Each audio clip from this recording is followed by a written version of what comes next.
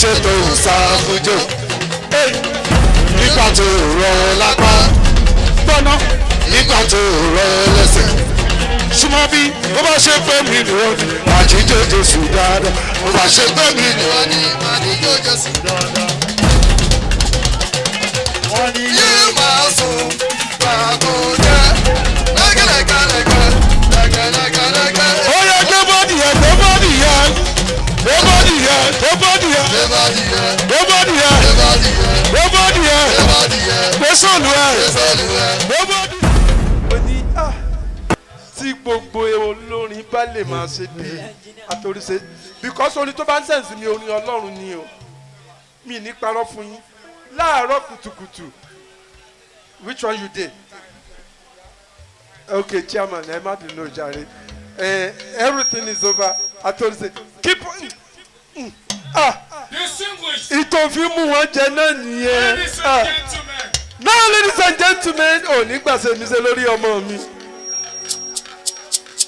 Now, ladies and gentlemen, ìràwọ̀ ẹ tó ń tàn kò ní wọ òkùnkùn. Ògo rẹ ayé ò ní bàjẹ́. Amen. Amen. Nítorí wípé àwọn ọ̀run sọ̀rọ̀ ògo Ọlọ́run òfurufú fi sí ọwọ́ rẹ̀ hàn ọjọ́ dí ọjọ́ ń fọhùn òru dí òru ń fi ìmọ̀ hàn kò sí ohun kan tàbí èdè kan tí a kò gbúrò wọn ìró wọn la gbogbo ayé já atóríṣe gbogbo ẹnikẹ́ni tó bá fẹ́ bà ògo rẹ̀ jẹ́ mo pàṣẹ fún ilẹ̀ kí ilẹ̀ lanu kó gbé wọn mì torí wípé kò sí ẹni tó wà níbẹ̀ nígbà tí Ọlọ́run fi sí ẹ̀dá rẹ̀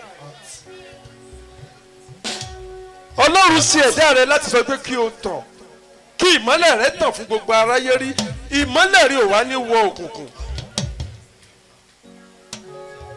ẹ jọ̀ọ́ ẹ má bínú chairman. man of the people my daddy Baba Sala tí à ń ṣe kíní ayẹyẹ fún wọn ní LTV. This guy is a thief, is a rogue. Ó still show yẹn lálẹ́ ẹjọ́ yẹn. Put them together ladies and gentlemen. King Sunny Ade is the organizer níjọ́ yẹn. Òun ló gborí jù give me 5 shop knuckle. Oṣé, thank you so much.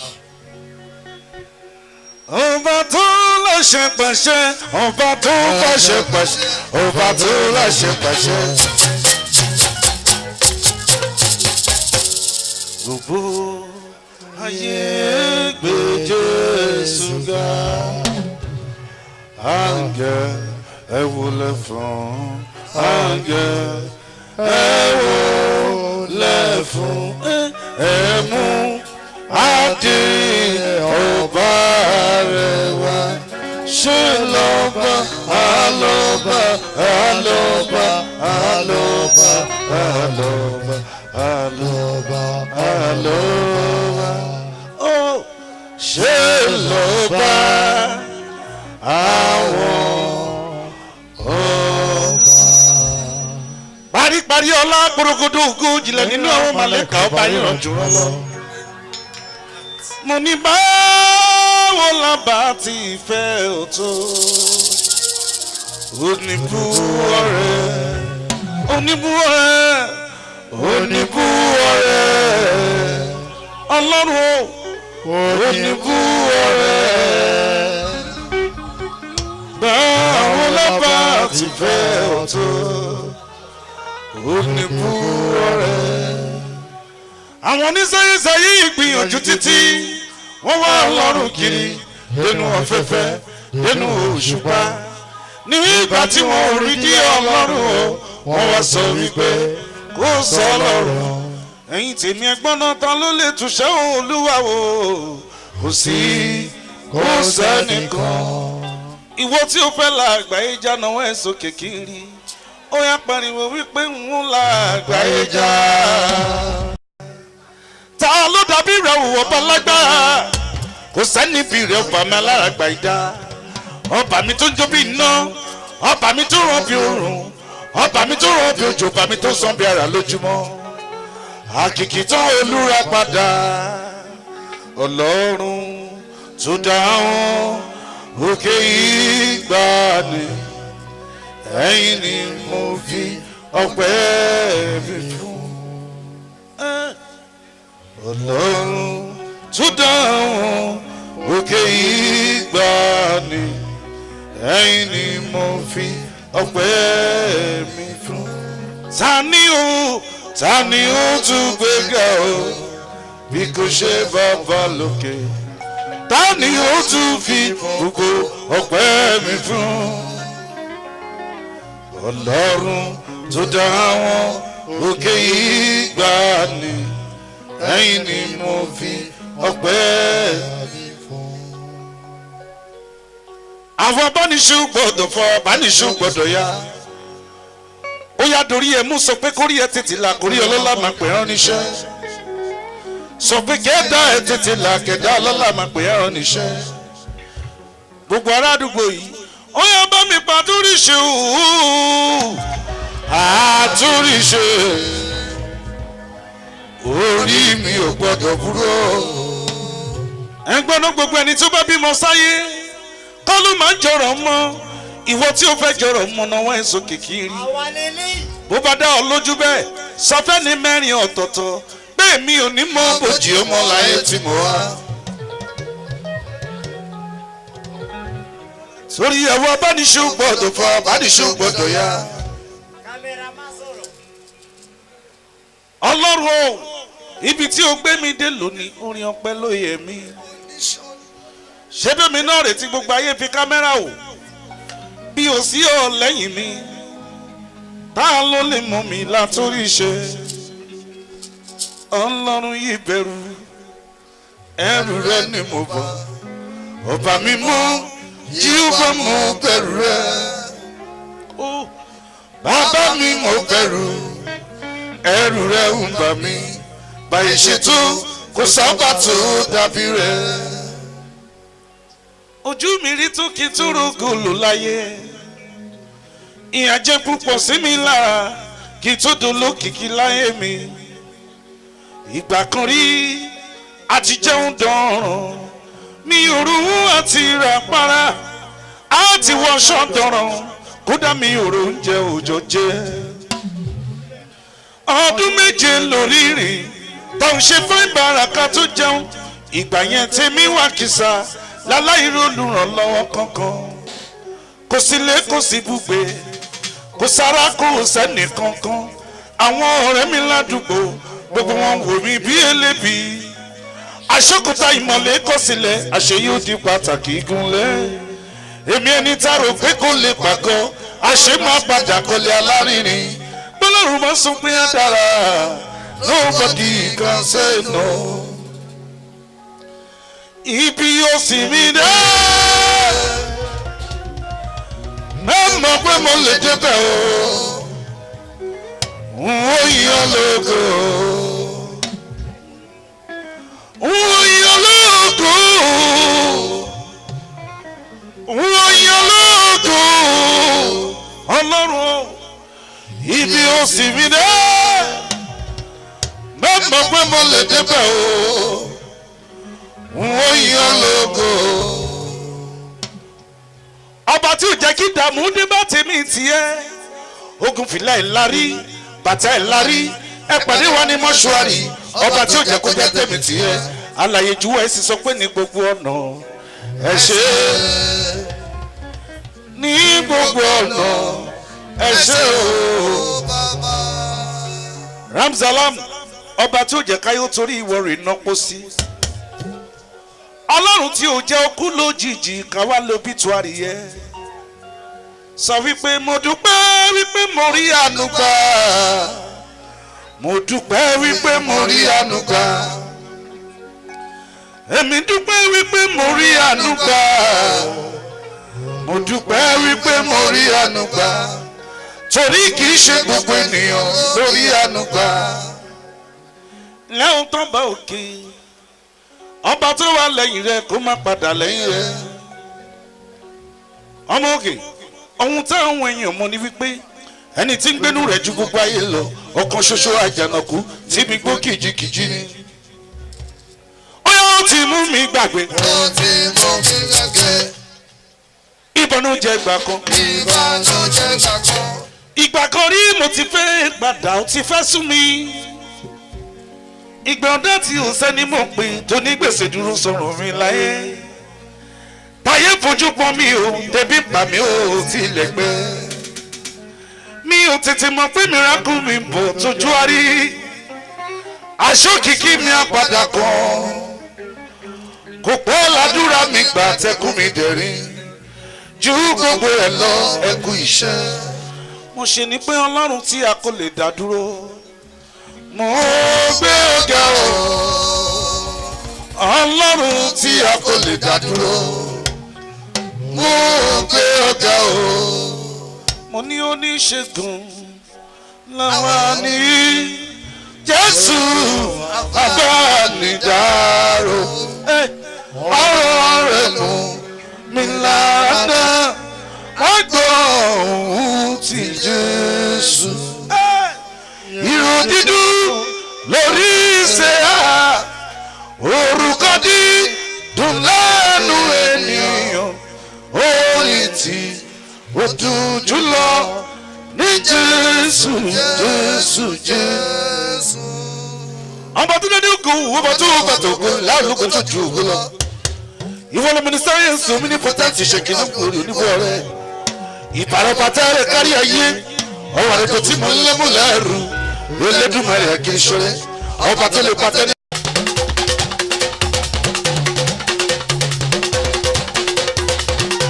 ilẹ̀ tó bá ọmọ òkè kú ìkàlẹ̀ ṣàmánù olórí oko.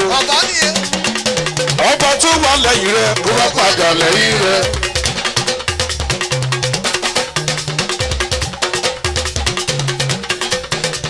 ẹni tí gbọ́ láti inú bóòrì tó ní kọ́fí fótó kọ́ lọ fi ṣàwálọ̀. èèyàn bàbá jíde sówó ṣe àdúrà ló lè ṣe.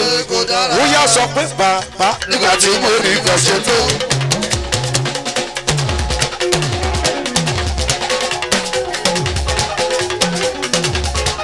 bàbá nígbà tí mo rí ìgbọ̀nsẹ̀ tó.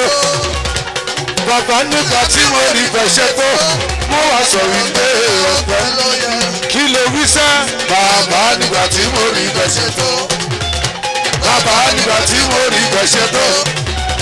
bàbá nígbà tí mo rí ìgbọ̀nsẹ̀ tó. mo wá sọ wípé ọ̀pẹ ló yẹ. ẹ̀yin yútu àdúgbò yìí ń kọ́ níbo lẹ́wà. ṣé lè bọ̀ síta wájú ni ó yá sọ pé bàbá ti ṣẹ́gun fún mi. olúwa ó ṣeun.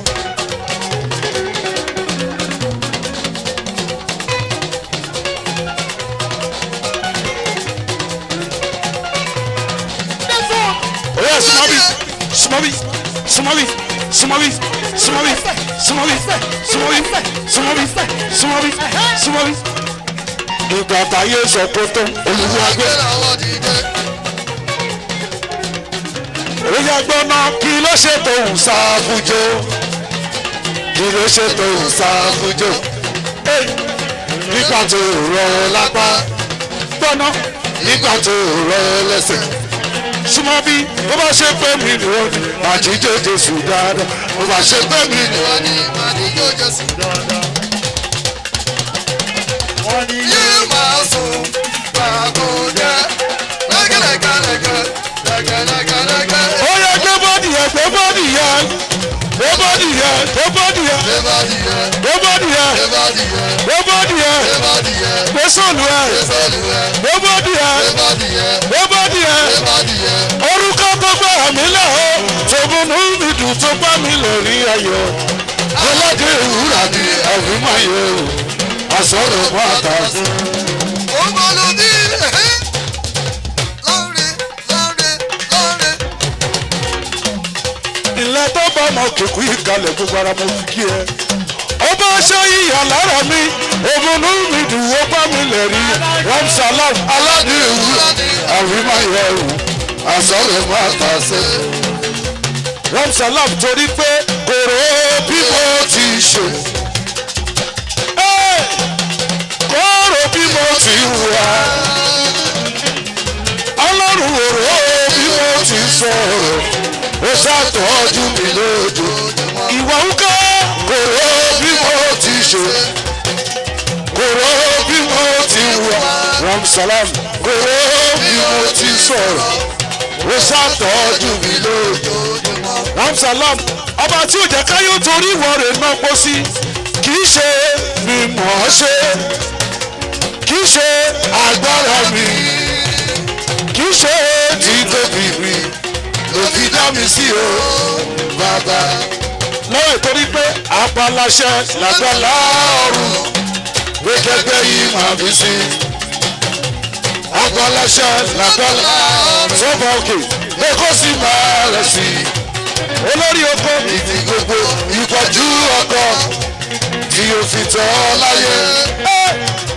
inú Jésù Olúwa wà òdìjà nítorí tọ́mọ̀kè gbọ́dọ̀ ìpìlẹ̀ ti Jésù líle lẹ́lẹ́ yìí tí bàbá aládùúrà tọ́. ẹ̀dá máa ṣe rò pé ó yẹ dúró dìde ojú olè. kérúbù ẹ̀yọ̀ sẹ́ráfù ẹ̀yọ̀ àfi ìpìlẹ̀ lẹ́lẹ̀ lórí òtítọ́ àfi ìpìlẹ̀ lẹ́lẹ̀ lórí òtítọ́. ìpè Àjàyí o ìwọ ni màá pè o gbógun bá dé ìwọ ni màá pè o. ilé bàbá òkè máa gbẹ́sẹ̀ ní kọ̀ọ̀kan bàbá ọlọ́dúnrún dídé dàbúrẹ́ láti pàdé àwọn kérúbù olórí oko ọ̀run ti ṣẹlẹ̀ láti òkè wá àti iye jẹ. kérúbù o kérúbù ẹ̀yọ̀ sẹ́ráfù ẹ̀yọ̀ àfi ìpìlẹ̀ lélẹ̀ lórí òtítọ́ àfi ìpìlẹ̀ lélẹ̀ lórí òtítọ́. torí náà àwọn ọmọ Mósè ń bọ̀ aráyé. Ayọ̀dà. ọwọ́ àbí àríwá. èèyàn ti gébẹ́ ládùn mẹ́ta bá dúrà ní. dábàá àwọn ọmọ Mósè ń bọ̀ o. èrè ọmọ òkè àwọn ọmọ Mósè o. ó yá ẹni bá fẹ́ràn kó náwó sókè. ire owó olórí oko ilé bàbá òkè mú lọ́wọ́ ẹ̀. ẹni bá fẹ́ràn kó náwó sókè. ire wọn bàbá ìwọ fẹ́ràn náwó ẹ̀. lẹ́yìn eléyìí Àbújá ló ń lọ Àbújá ni mo rí. sọ́bà òkè Àbújá ni mo rí. Àbújá ni mo rí bàbá káráyé má tẹ kó sàlà rẹ̀. Àbújá ni mo rí lọ́kọ̀ déètì èdè sílẹ̀. Àbújá ni mo rí Àbújá ni mo rí bàbá káráyé má tẹ kó sàlà rẹ̀. Àbújá ni mo rí. If you believe that we've seen Abuja, a big round of applause for Dr. Evangelist Lanre Teriba. Right about now, distinguished ladies and gentlemen, a humility personified personality in person of Honorable Apostle Tobaoke has made this event to be eventful. He's been here for the past 4 hours. What a humble personality. Keep clapping, keep clapping, keep clapping.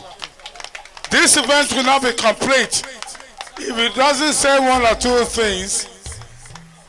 As the #1 citizen of Ifako Ijaye local government, a potential governorship candidate, a potential member of House of Representatives Federal, a potential member of House of Senate. Distinguished ladies and gentlemen, keep clapping, don't stop clapping. Praise the Lord. Takbir. I just want to first and foremost congratulate everybody that is here present, because we have to give thanks unto the Lord for preserving our lives to witness this. I'm not going to be around, that I will be out of the country. But he said this is a very important program and that I have to be here, if only to appreciate God.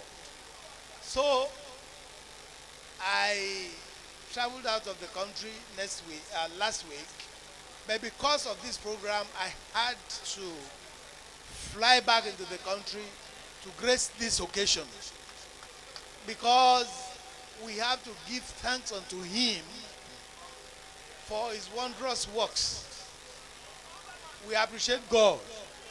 We are not here because we are wise, Many are those who witnessed this star last year, but they are no more. It is not because we are smart. It's not because of our wisdom. It's not because we know how to praise God more than the other people.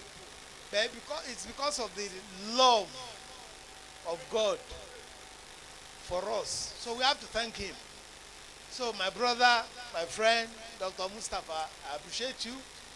I can only pray that God Almighty will continue to increase you in all the ways that you desire. And I have to also appreciate all the artists that have performed here tonight. When Esther Igbekele called me before I traveled that, chairman, look at the amount of money Ram Salam is giving me. It's too small. Oh. I told her, I said, look, Esther, this is not a burial ceremony. It's not a birthday ceremony. It's not a naming ceremony. Whatever Ram Salam gives you, just take it. And make sure you bring yourself to that program and praise the Lord. Before I became chairman, I could give Esther 1 million naira. Go and perform there. Tobaje marriage, I could give her 1 million naira. But I told her, Esther, I am not going to take anything from what God has provided to add to you because we want to perform. So, if it is 50,000 that Ram Salam has given you, go there and praise the Lord. Because there are many artists, there are many gospel artists in the country. How many of them are as popular as you are? So I'm not adding any kobo. And she said, okay, chairman, if it's like that, I will go. And she came, performed very well. And all the other artists, the lady that came here, Elijah Mujidad, is an Islamic singer of repute. But she performed very well. Wherever you see people gather together for the single purpose of praising the Lord, you will find Olorun Toba Uke there. I don't want to talk about my brother, Lanre Teriba, because if you want him to perform at your wedding, burial ceremony, birthday, or whatever, it's going to take like $1 million from you. And that's the minimum. But see him here tonight. How much did Ram Salam give him? Okay, does Ram Salam even have the money to give Atorishe? But he's here. Now, I'm going to tell you what has brought him here and what has brought all of us here. Look at the special apostle here, all the way from Abeokuta, just to thank God. Kí la gbé f'Ọlọ́run náà? Express road tá à ń rìn látẹ̀kọ̀ lọ Ìbàdàn, àwọn kan rìn tó kì í padà wálé. I flew all the way from the Middle East for about 8 hours. We left Dubai at 4:20. We got to Nigeria at 9 a.m. I slept for 4 hours. You are not here for a joke. You are not here by accident. You are here because God wants to bless you. So, Write it down. In 12 months' time, we are coming back here to give testimonies. We'll dance, we'll pray, we'll sing, just to appreciate the Lord. Ṣàánú ayé mi. Wọ́n jẹ́ kóró kú mi lọlé. Ṣàánú ayé mi. Wọ́n jẹ́ kóró kú mi jáde. Ẹnu iṣẹ́ mọ̀ wẹ̀. Ọlọ́run mi ṣàánú ayé mi. Ọ̀sán. Ọ̀sán bẹ́ẹ̀ kò sọ mí sọ́wọ́. Alẹ́ o. Alẹ́ yìí. Kọ́nà mi là. Ọ̀sán bẹ́ẹ̀ kò sọ mí sọ́wọ́. Alẹ́ o. Alẹ́ yìí. Kọ́nà mi là. Bó jẹ́ lówùrọ̀. Àbí láṣálẹ́. Bó jẹ́ ṣọlẹ́ ní. Tàbí lówùrọ̀. Ọmọ gbére mi kò ní. Ọlọ́run mi gbáyọ̀ mi bọ̀ wá fún mi. Mo jí lówùrọ̀ yìí ó. Jẹ́ kí n bọ́re pàdé.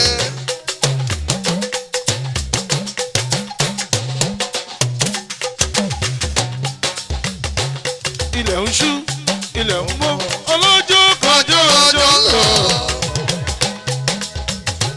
Bàbá wọn Ọjọ́ orí mi. tètè ṣiṣẹ́ Ṣiṣẹ́ ọwọ́ rẹ̀. Má jẹ́ wáyé asán. sórí. Bùkátà ń bẹ lẹ́yìn mi. Àwọn àbúrò yàgbá lẹ́yìn mi. Yóò jẹ́ fẹ́ ṣẹ́rù ẹgbẹ́ mọ́. Wọ́n sì mi retí ògo rẹ̀.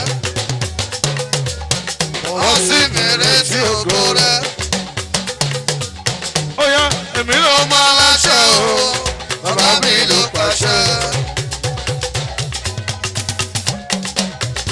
Èmi ò fẹ́ bànújẹ́ rárá o. Bàbá mi ló pàṣẹ. Mọ́ lèmi ò fọ́ Mo ṣì láyé mi, bàbá mi ló pàṣẹ. Rárá o, ọba òkè ìjọ. jọ̀wọ́ máa fi mí lẹ̀ o. Ó yan.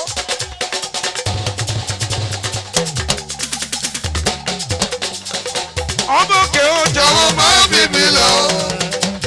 ìwọ ṣá ló dá mi. Wọ́n jẹ́ ṣègbè láyé. Ọmọ òkè o, jọ̀wọ́ máa fi mí lẹ̀ o. Ọlọ́run bí mo Mo bá fẹ́ ṣìnà. Màmá mú mi padà wá sílé. Ìgbàkigbà tí mo bá fẹ́ ṣe ẹsẹ̀ gbé o. Ọlọ́run mú mi padà wá ságo. ó yá àtòrí ṣe orí mi ò gbọdọ̀ kúrò. Àtòríṣe orí mi ò gbọ́dọ̀ kúrò. Ó mọ lóbi.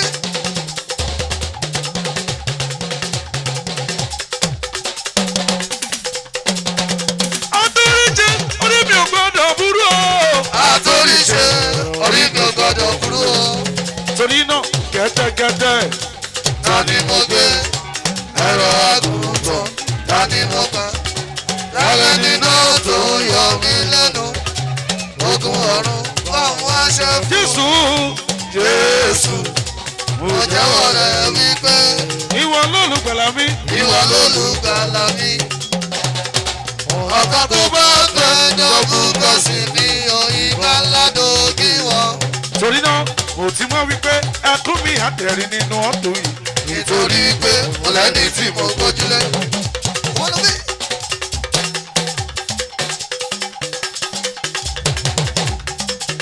Èmi ti mọ̀ wípé ẹkún mi àtẹ̀rín nínú ọ̀tọ̀ yìí. Nítorí pé mo lẹ́ni tí mo gbá. Aláàánú Aláàánú kan tí ó rọ̀ mí lẹ́rù láyé mi. Wá lọ sí mi ò mọ fẹ́ gẹ́lẹ́. Ọlọ́run bó bá lè ṣe fún mi. Má gara gan o, má dégé ká ọpẹ́. Ṣé ìgárá ìgárá ìgárá ìgárá. Tóbi o, ẹ tóbi. Olúwa ẹ tóbi. Ẹ tóbi o, ẹ tóbi. Kò sẹ́ni tó lè fi ṣàkàwé rẹ̀ o. Ẹ tóbi. Kò sẹ́ni tó lè fi ṣàkàwé rẹ̀ o. Ẹ tóbi. fújó kí ló ṣe tó ń sá fújó nígbà tó rọ lápá gbọ́ná nígbà tó rọ lẹ́sẹ̀ súnmọ́ bí ó bá ṣe pé mi ni wọ́n ní àjíjó Jésù dáadáa ó bá ṣe pé mi ni wọ́n ní àdìjọ́ Jésù dáadáa. wọ́n ní yé máa sùn gbàgbọ́ jẹ́ lẹ́gẹ̀lẹ́gẹ̀lẹ́gẹ̀ lẹ́gẹ̀lẹ́gẹ̀.